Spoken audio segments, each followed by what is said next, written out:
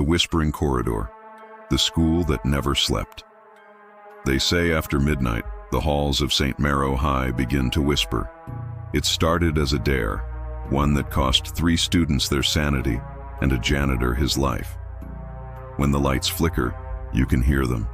Faint voices calling your name from inside the lockers.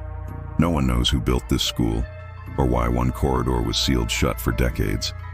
But if you listen closely, you'll realize it's not the walls whispering, it's what's inside them. The Dare, 2 hours, 7 row. It began with 4 friends, Evan, Mia, Cole, and Riley. They were seniors, bored and obsessed with ghost stories. One evening, they snuck into the old section of St. Marrow High, the one blocked off with warning tape. The janitor had left the lights on by accident, or so they thought. Flickering tubes buzzed like dying insects, fog rolling through cracks under the door. Mia recorded on her phone. Her camera picked up whispers, overlapping voices that said her name backward. They laughed at first, until Cole opened a locker and found a dusty student ID from 1978. The name on it, Evan Hargrove, the same as his. The corridor breathes, 7 13 The deeper they went, the more wrong everything felt.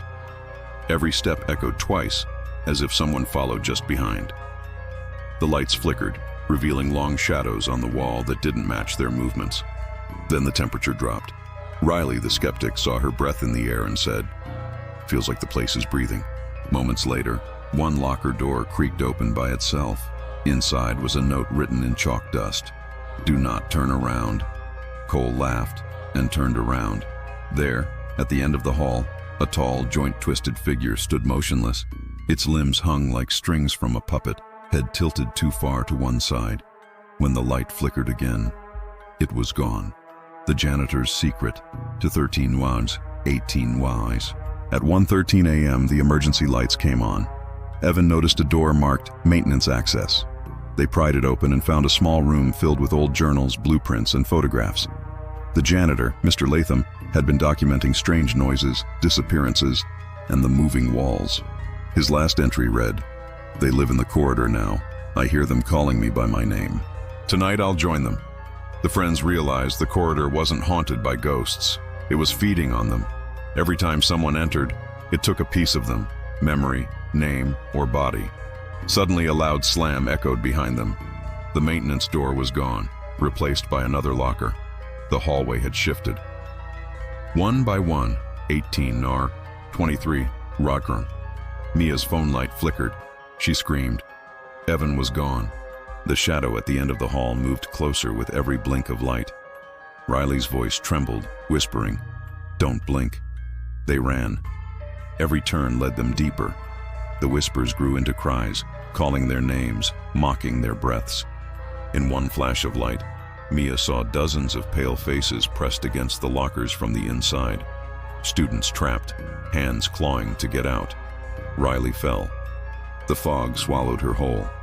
Only her recorder kept playing, the sound of her sobbing turning into laughter. Cole, shaking, whispered, "We should never have come."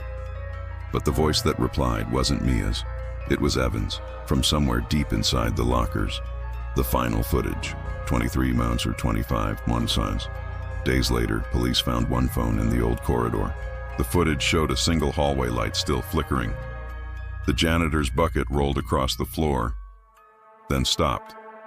The last frame froze, showing 4 shadows walking together down the hall, even though only the janitor's body was ever found.